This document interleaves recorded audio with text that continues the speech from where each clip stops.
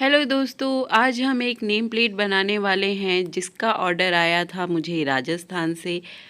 और इस name plate में हमें बहुत सारी बातों का ध्यान रखना है। तो आप भी अगर रेज़िन आर्ट का बिज़नेस करना चाहते हैं तो मेरे चैनल को फॉलो कर लीजिए, ताकि आप भी रेज़िन आर्ट को बहुत ही अच्छी तरह से सीख सकें। मैंने यहाँ पे एक एक्रेलिक शीट ली है जिसका साइज़ है 12 बाई 16 इंच और जिसका थिकनेस है 5 mm। और उसके बाद यहाँ पर मैंने जहाँ पे मुझे डिज़ाइन बनानी थी वो पेंसिल से मार्किंग कर ली है। तो आपको भी जो डिज़ाइन बनानी है आप पहले पेंसिल से मार्किंग कर लेंगे।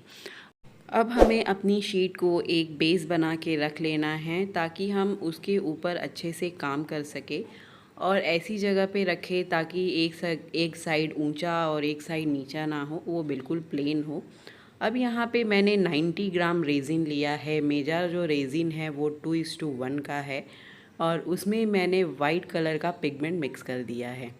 और उसके बाद हमें इसको पूरी शीट के ऊपर इस तरह से फैला लेना है। हमने जो मार्किंग की थी वो हल्की हल्की सी दिखाई दे रही है, तो आप पूरी शीट के ऊपर इसे इस तरह से फैला लीजिए। ये देखिए, जो हमने मार्किंग की है वो आपको साइड में दिखाई दे रही होगी। अब ये जो हमारे पास ग्लास चिप्स है जो हमने मार्किंग की है उसके ऊपर इस तरह से डाल देंगे। आप देख सकते हैं कि हमने जो मार्किंग की है वो थोड़ी मोटी की है, मतलब हमें स्टोन को थोड़ा चौड़े में फैलाना है, पतले में नहीं।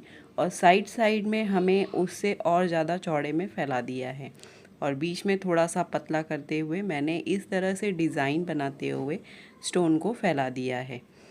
हमें ऊपर के साइड में भी इसी तरह से स्टोन को फैलाने हैं जिस तरह से हमने नीचे के साइड में फैलाया हुआ है। ग्लास चिप्स डालने के बाद जो रेज़िन के ऊपर अलग ही एक इफ़ेक्ट आ जाता है और वो बहुत ही ज़्यादा सुंदर भी लगता है। जो ये ग्लास चिप्स है वो साइड साइड में जहाँ जहाँ पे फैल गए हैं तो उसे भी हम बीच में कर देंगे जहाँ पे हमने मार्किंग की हुई है। इस तरह से आप किसी भी चीज़ से कर दीजिए या अपनी फिंगर से कर दीजिए। अब मेरे पास यहाँ पे गोल्ड डस्ट पाउडर है जो मैं इसके ऊपर यूज़ करने वाली हूँ। मैं इसे रेज़िन के साथ में मिक्स नहीं करूँगी, मैं डायरेक्ट ही रेज़िन के ऊपर यहाँ पे इस तरह से डाल दूँगी। मतलब मुझे इस तरह से फैलाने हैं ताकि मैं उसे मिक्स कर सकूँ। ये देखिए, इस तरह से मैंने पहले तो कहीं भी इसे डाल दिया है और उसे अपने फिंगर से ही इस तरह से फैला दिया है। उसको रेज़िन में इस तरह से मैंने मिक्स कर दिया है ताकि वो एक अलग ही इफ़ेक्ट दिखाई दे उस नेम प्लेट पे। हमें बहुत ज़्यादा मिक्स नहीं करना है, बस हल्के हाथों से वहीं पे इस तरह से थोड़ा सा कर देना है ताकि वो वाइट कलर के साथ में थोड़ा सा मिक्स हो जाए। और शीट का जो साइड साइड का भाग है उसे भी हम इस तरह से कवर कर देंगे रेज़िन से ताकि वो भी अच्छा दिखे। अब हमें यहाँ पे एक लाइन जैसा इफ़ेक्ट देना है जो गोल्ड कलर से ही करना है हमें। तो यहाँ पे हमने मीका पाउडर का ही यूज़ किया है, गोल्ड मीका पाउडर। उसे मैंने आइसक्रीम स्टिक को मीका पाउडर में थोड़ा सा डिप कर दिया है और इस तरह से मैं उससे लाइन क्रिएट कर रही हूँ। इसे हमें अपने हाथों से मिक्स नहीं करना है, बस इसी तरह से लाइन करके उसे छोड़ देना है। मुझे जहाँ जहाँ लग रहा था कि यहाँ पे ये लाइन अच्छी लगेगी तो मैंने वहाँ पे उस लाइन को कर दिया है और उसे 24 आवर्स के लिए हमें इसी तरह से छोड़ देना है, उसे हाथ नहीं लगाना है। और अगर आपको लग रहा है कि आपके जो शीट है उसके ऊपर आपको बबल्स दिख रहे हैं रेज़िन में, तो आप उसके ऊपर ब्लो टॉर्च का भी यूज़ कर सकते हैं बबल्स को रिमूव करने के लिए। और इसे अब हम 24 आवर्स के लिए इसे ऐसे ही रहने देंगे ताकि ये अच्छे से सूख जाए। ये देखिए, ये अच्छी तरह से सूख गया है और ये अब कैसा दिख रहा है। अब हमें अपना आगे का काम करना है। तो हमने यहाँ पे ले लिया है वार्निश। वार्निश ये मेरा जो है वो ख़त्म हो चुका है, तो मैंने डब्बे के अंदर ही ये गोल्ड मिका जो पाउडर है इसे मिक्स कर दिया है क्योंकि मुझे यहाँ पे गोल्ड कलर में इफ़ेक्ट देने हैं। तो यहाँ पे मैंने इसमें गोल्ड मिका पाउडर को अच्छी तरह से मिक्स कर दिया है। और ये जो आउटर भाग है और वो जो स्टोन है उसके ऊपर मुझे गोल्ड कलर से कलर करना है। तो यहाँ पे अगर आप चाहे तो रेज़िन को भी मिक्स करके गोल्ड के ऊपर जो स्टोन है और उसमें जो साइड का भाग है वहाँ पे आप रेज़िन से डाल सकते हैं, लेकिन मुझे ये ज़्यादा आसान लगा, इसके लिए मैंने इसका यूज़ किया है।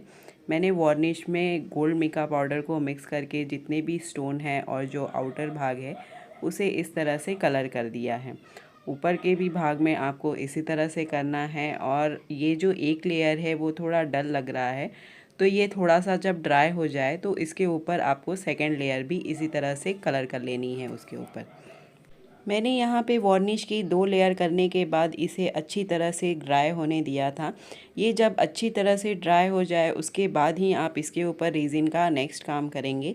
तो ये हमारा अच्छी तरह से ड्राई हो चुका है। अब मुझे यहाँ पे एक्रेलिक कटआउट्स को लगाना है। तो मुझे लिखना था श्री पोकर निवास, तो मैंने ये कटआउट्स ले लिए हैं और उसको अपने नेम प्लेट्स के ऊपर इस तरह से लगा दिया है।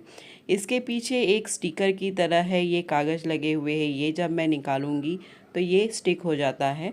तो अगर आपको ऐसा नहीं मिलता है जो स्टिक होए उसको, तो आप उसे फेविक्विक से अच्छी तरह से चिपका लीजिएगा, ताकि जब आप लास्ट में जब रेज़िन डालें तो ये यहाँ वहाँ ना जाए। मैंने ये एक्रेलिक कटआउट्स को अच्छी तरह से लगा लिया है। आप मेजर करके स्केल से लगाए, सेंटर में लगाए। मैंने भी ये सेंटर में लगाया है। अगर आपको लगे कि ये टेढ़ा हो रहा है, ऐसा हो रहा है, तो आपको स्केल लेना है, उससे मेज़र करना है और उसके बाद ही इसे लगाना है, क्योंकि आप आगे जब रेज़िन का काम कर लेंगे तो आप इसमें चेंजेस नहीं कर सकते। अब फिर से मैंने यहाँ पे 90 ग्राम रेज़िन लिया है, 2:1 का रेज़िन है मेरा। इसमें मैंने बबल बूस्टर को स्प्रे करके उसे थोड़ा सा मिक्स कर दिया है, ताकि यहाँ पे बबल्स ना बने। और उसके बाद मैंने ये जो श्री पोकर निवास है, इसके ऊपर ये प्लास्टिक की कवर लगी हुई है, ये सारे निकाल दिए हैं, ताकि जो हमारी जो ओरिजिनल शाइन है ये इसकी दिखने लगे। ये एक्चुअली सेफ्टी के लिए लगी होती है, तो आपको इसे निकालना रहता है।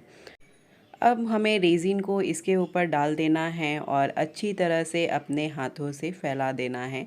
ये जो स्टोन के भाग है वहाँ भी हमें अच्छी तरह से लगा देने हैं, जो सारा चीज़ जो है वो अच्छी तरह से कवर हो जाए।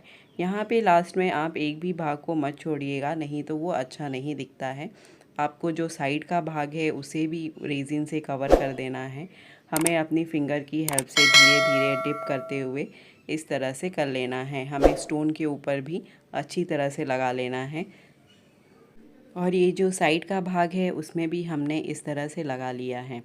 उसके बाद हमें इसे कवर कर देना है, ताकि इसके ऊपर डस्ट वगैरह ना पड़े। आप किसी बड़ी चीज़ से इसे अच्छे से ढक दीजिएगा, और उसके बाद इसे हमें 24 आवर्स के लिए इसी तरह से छोड़ देना है, ताकि ये अच्छी तरह से सूख जाए। ये देखिए 24 आवर्स के बाद ये जो इफ़ेक्ट है, ये जो शाइन है, एकदम ग्लास की तरह दिखाई देती है। और ये जो हम सामने से देखेंगे तो ये और भी ज़्यादा सुंदर लगती है। ये देखिए कितना सुंदर लग रहा है ये। कस्टमर को ये बहुत ही ज़्यादा पसंद आया जब मैंने उन्हें दिखाया। उन्होंने कहा, क्या मैं इसे लेमिनेट करा दूँ कि ये कभी ख़राब ना हो? मैंने कहा नहीं, इसकी ज़रूरत नहीं पड़ेगी आपको, ये ऐसे ही ख़राब नहीं होगा। आप भी अगर ये सुंदर सा नेम प्लेट अपने घर के लिए बनाना चाहते हैं तो आप मेरा वीडियो देख के आराम से इस नेम प्लेट को बना सकते हैं। और अगर आप मुझे ऑर्डर देना चाहते हैं तो आप मुझे इंस्टा पे फॉलो कर लीजिए और वहाँ पे डीएम कीजिए। और ऐसे ही सुंदर सुंदर रेज़िन आर्ट प्रोडक्ट्स को बनाते हुए देखने के लिए आप मेरे चैनल को सब्सक्राइब कर ले और लाइक कर दे, और मुझे कमेंट्स में बताएं कि आपको ये नेम प्लेट कैसा लगा।